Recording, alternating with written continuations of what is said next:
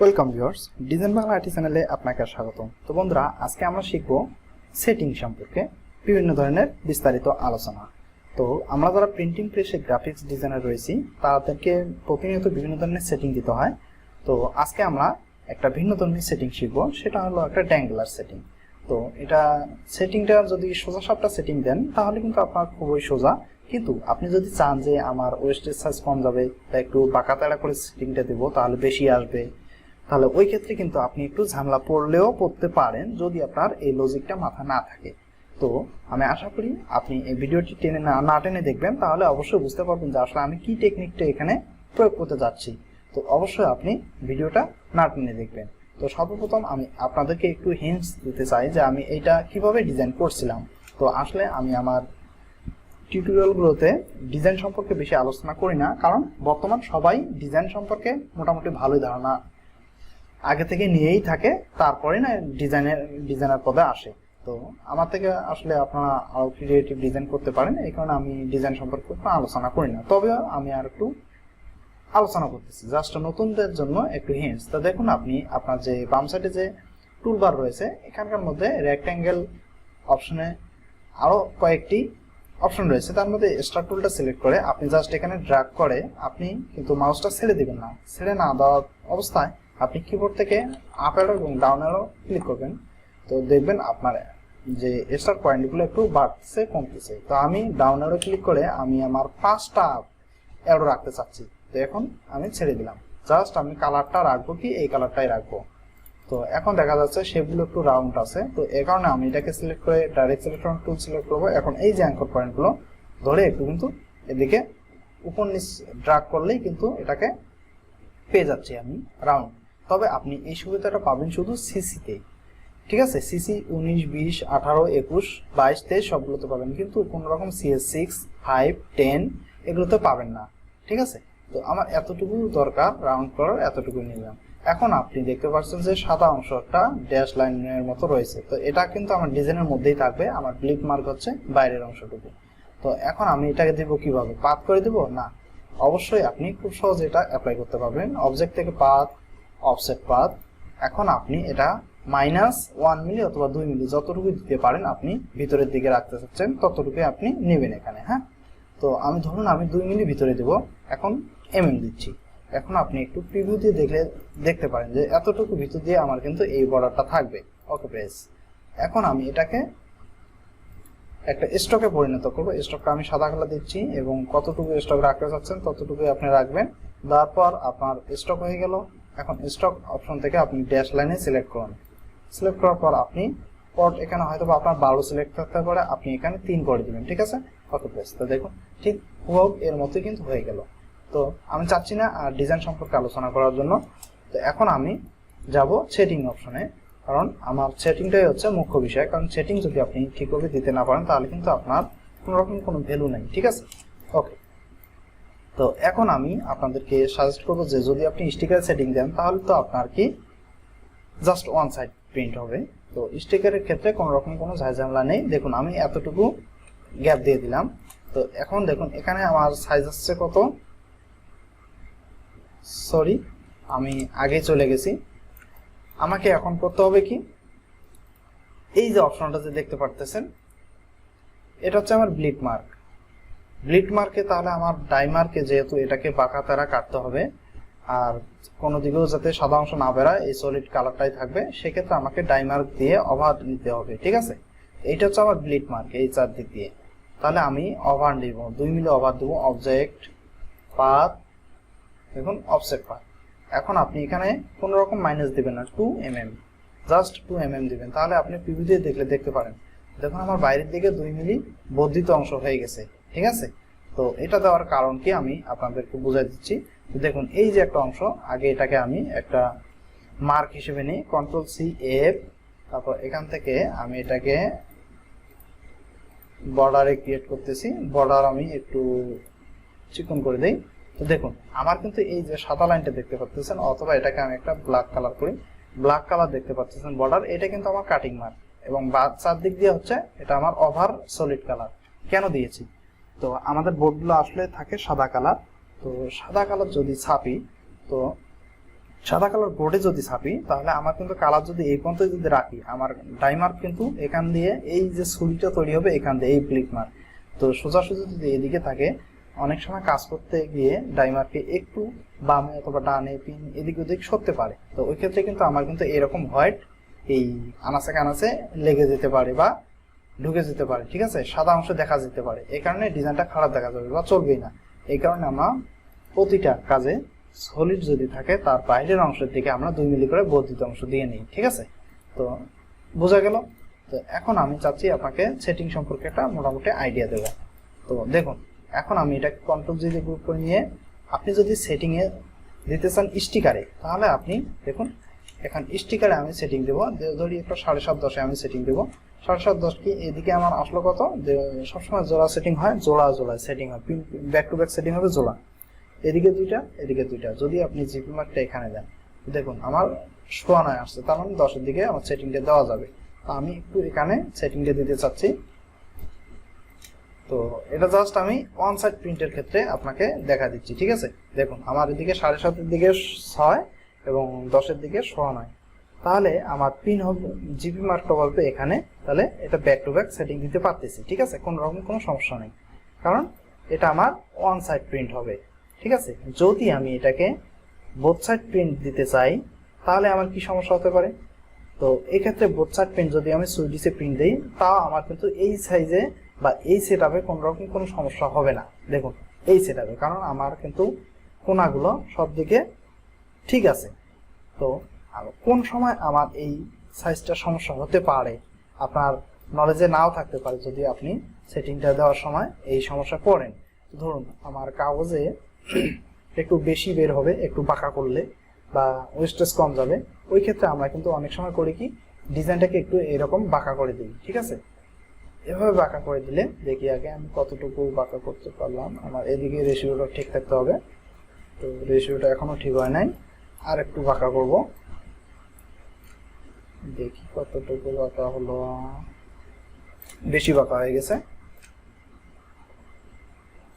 বেশি হয়েছে, একটু দেখে নিলাম কতটুকু বাঁকা হলো, জাস্ট এতটুকু দেখি একটু। ধরুন আমি এতটুকু রাখলাম, ঠিক আছে। তো দেখুন আমার কাগজের সাইজের ক্ষেত্রে মানে যদি একটু বেশি বের হয় বা অ্যাঙ্গেল করলে আমার সুবিধা হয়, মানে ওয়েস্টেজ কম যাবে, তাহলে ওই ক্ষেত্রে আমাদেরকে কিন্তু এভাবেও সেটিং দিতে হয়। ওই ক্ষেত্রে আমরা কখন কি করি, তো দেখুন আমি যদি এখন এই দুটোকে এখানে কপি করে নিয়ে আসি, এখানে রাখলাম, ব্যাস এখানে রাখলাম, তো এখানে আমার জিপি মার্ক হবে, ঠিক আছে। জিপি মার্ক যদি এখানে হয় তাহলে ওই ক্ষেত্রে আমাকে এটা ব্যাক টু ব্যাক মিলবে। তো দেখুন তো এটার মাথা বা অ্যাঙ্গেলটা এখানে, যদি এটাকে 180 degree pin back to back করি তাহলে এটার মাথা এইদিকে থাকার কথা, কিন্তু এখানে মাথা আছে কোনো ডিজাইনের না, তাহলে এটা আবার কেমনি সেটিং হবে। তো অবশ্যই আপনাকে এটা ভাবতে হবে, ঠিক আছে। তো বন্ধুরা আমি সাজেস্ট করবো সবসময় আপনারা এটা একটু টেকনিকে সেটিং দেওয়ার চেষ্টা করবেন। তো এটাকে আপনি ডিজাইনটা আগে নিয়ে আসবেন না, ঠিক আছে। আপনি সবসময় করবেন কি, আপনার এটাকে যেহেতু আমার কাজে রইল, তো এই যে 2 মিলি যে বাড়তি অংশ রয়েছে, তো আমি এটাকে ডিজাইনটাকে একটু বাইরের দিকে রাখতেছি, হ্যাঁ। রাখার পর এটাকে করব কি, জাস্ট এই যে এই অংশটা রাখবো, এই অংশটা কন্ট্রোল 3 দিয়ে হাইড করলাম এবং সবটুকু ফেলে দিলাম, কন্ট্রোল অল্টার 3, জাস্ট এটাকে স্টকে পরিণত করলাম। স্টকটা আমি একটু কম করে দেব।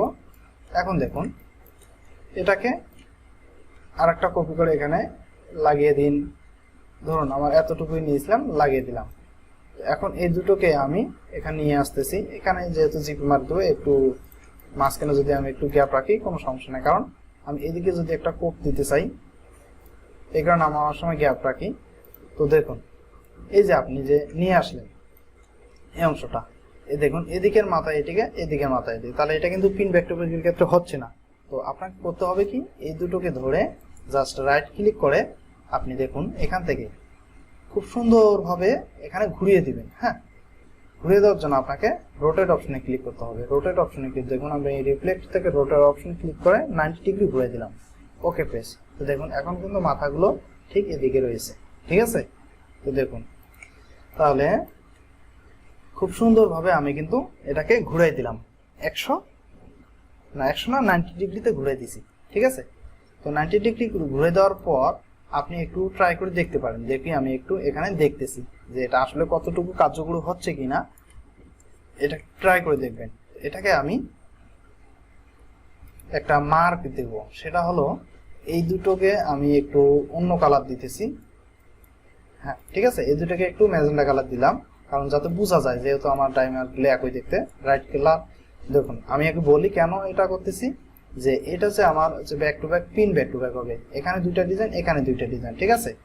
তো এটা ফুল ছাপার পর এটাকে 180 ডিগ্রি ঘোরাবে, তখন এই দুটো ডিজাইন চলে যাবে এদিকে এবং এই দুটো ডিজাইন চলে আসবে এদিকে ছাপার ক্ষেত্রে। হ্যাঁ, তাহলে এই দুটোকে মনে করেন এগুলো ছাপা হলো, তারপর আবার এদিকে ছাপা হবে, তাহলে এই দুটো চলে যাওয়ার কথা এদিকে।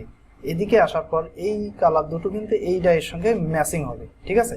আর যদি দেখেন যে এই ডাইটা এই দুইটার সঙ্গে ম্যাচিং না হচ্ছে আর এই দুইটার সঙ্গে ম্যাচিং না হচ্ছে, তাহলে আপনার সেটিং কিন্তু সমস্যা আছে। হ্যাঁ, তাহলে আপনার কিন্তু এইরকম ভাবে সেটিং দিতে পারবেন না বা সমস্যা হবে, ডিজাইন নষ্ট।